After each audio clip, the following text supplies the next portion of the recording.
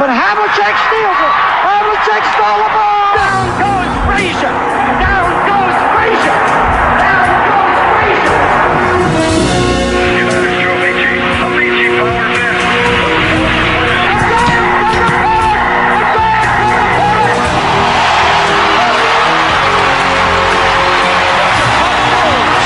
Won their 6th NBA championship. Gibson, swing.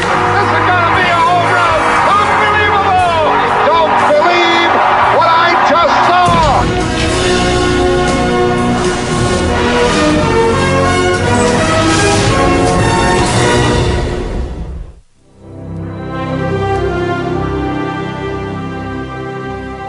Hello, I'm Chris Fowler for Sports Century. For 8 seasons, he patrolled the NBA forecourt like a top cop. Blessed with the power and speed of a running back, Alonzo Mourning used his natural gifts to the max in every game, on every play. On defense, the 6'10 center flashed through the paint to punish a penetrator and swept the boards like an avenging angel. With the ball, he was tough to stop, averaging 21 points a game. Then, in October of 2000, the 5-time All-Star was attacked from within by a deadly enemy that would challenge the deepest levels of his strength and resolve.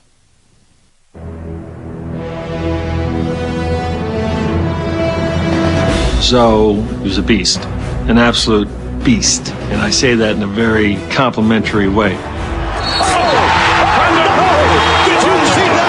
Pat Riley's favorite expression of a guy like Zoe is calling him a warrior. Guys who will give it their all, 100% on the court for that W. They don't care about stats, they care about victories. And Zoe embodied that. Now start out slow, baby. Let's hop right on. He was an absolute effort player who had the biggest heart of any man that I've ever coached. For his size, he's probably the hardest working guy who played that position in the NBA. He was Bill Russell reincarnate. You couldn't drive the middle without Zoe either getting the ball or getting a piece of you. And a lot of times he intimidated guys from driving them around the middle because he knows he was going to put them on their butts. Here's a guy that goes all out. He'd probably run his mother over if she had the basketball to get it from her. He was very intense at all times on the court. He'd scream at himself. He'd scream at his other players. He was one of the most intense basketball players I'd ever seen. I asked him, so what do you think if someone who didn't know anything about you watched you in a game, just based on purely on your demeanor, what do you think that person's opinion of you would be as a human being? He says, a madman, an absolute crazy person who you wouldn't want to be around. His competitive nature would not allow a lot of people to like him. He was not there to be liked. And I really don't want to fraternize you after the game because I got to play you again in 3 nights. So this does not lend itself to you being named Mr. Congeniality. He played the villain. He was the guy with the scowl and the attitude. Zoe was theatric, and there were always players in the league who thought that those weren't sincere theatrics, that it was a show, that he was trying to get in your head. I remember early in his career he would go like this after a move. You know, those were the kinds of things that were turning people off, in a sense, about Zoe the person. He shows it in a way out there on the court where it's negative. And I was telling him, just calm down, calm down. Stop yelling at the ref. Be careful, Zoe. Put it aside, Zoe. Oh, no. He just threw Alonzo Mourning out of the game. One time, Vitaly Potapenko got him ejected from a game with a double technical. Pat Riley, after the game, goes in and tells the media that's Alonzo's fault. He has to know better. We go to Alonzo in the locker room. He was livid. He still didn't fully get it. The rage and the technicals and the anger, it took away from the player he could be. The source of Alonzo Mourning's volatility is a passionate commitment so strong it has sometimes overpowered his judgment.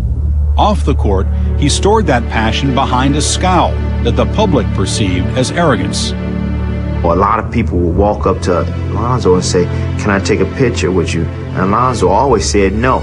People will walk away and be cursing at him. I walked up to Zoe, I asked him a question. He turned and spent 5 minutes admonishing me about how inappropriate it was for me to ask that question at 11 o'clock in the morning on a game day. It would have taken him all of 30 seconds simply to answer the question and walk away. How does it happen? I'm human. That's how it can happen. Next question. How does it happen? He was never a kind of guy that walk in and had a big, huge grin on his face and running around saying hi to everybody and shaking hands and kissing babies. That was never him. He took life serious from the time he was able to remember. Life was no joke to him, and he didn't look at it as a joke.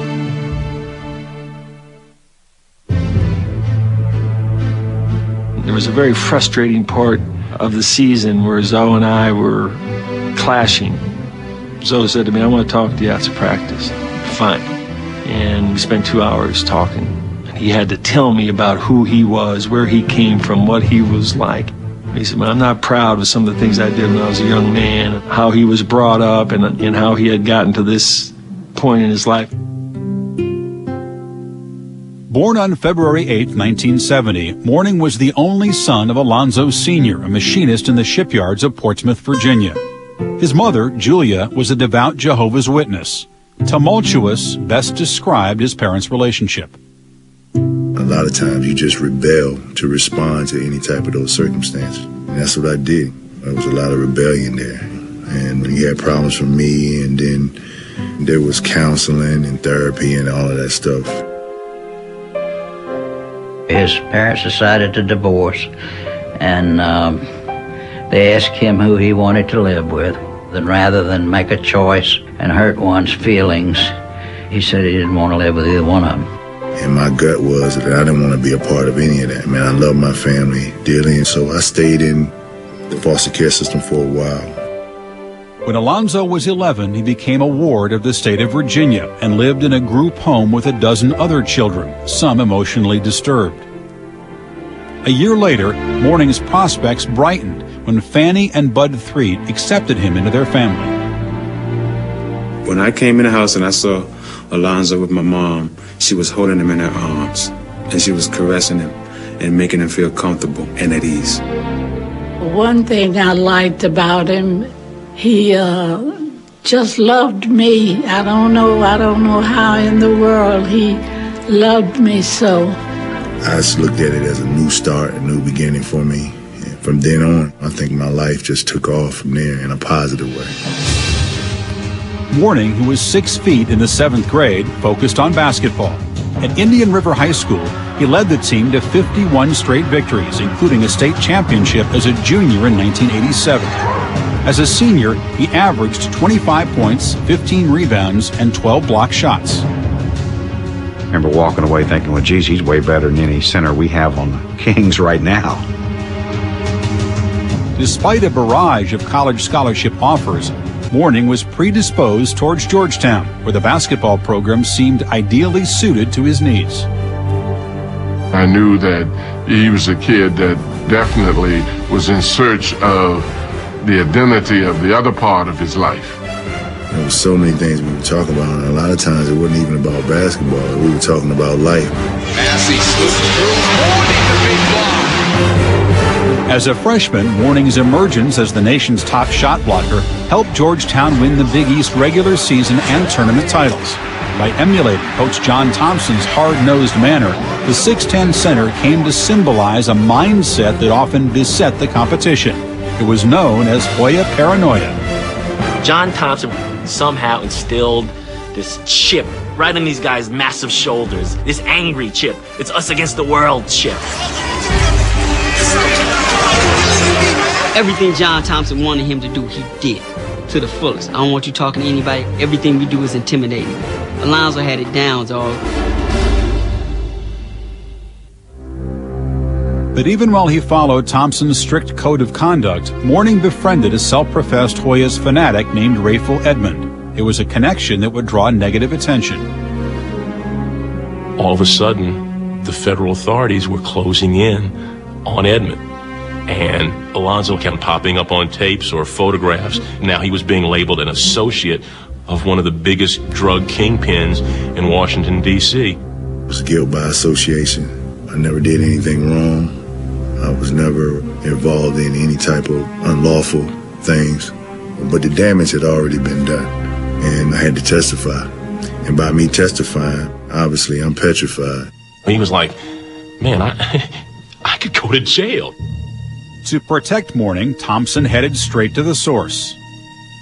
John Thompson went and sought out Rayful Edmonds and told him, look, man, you got to stay away from my kid. He had him come up to the Georgetown gym, and Coach said, look, I don't want you around my players. I understand what you do. That's your business. If you're a true fan of Georgetown, you would respect that. And he did. In November of 1989, Mourning testified at Edmonds' trial, but was not implicated in any illegal activities. Edmond was found guilty of conspiracy and running what authorities said was Washington's largest cocaine ring. He was sentenced to life in prison. Back on the basketball court, Mourning had 2 more solid seasons before blossoming into an All-American as a senior. He led Georgetown to another Big East regular season title while earning the triple distinction of Conference Player of the Year, Defensive Player of the Year, and Tournament MVP. When I graduated, my father, my biological father, he was there at the graduation. He went up to Big John and he told him, thank you for being there for my son. I don't think that you can ever evaluate what a person accomplished at Georgetown until you see what he does with his life.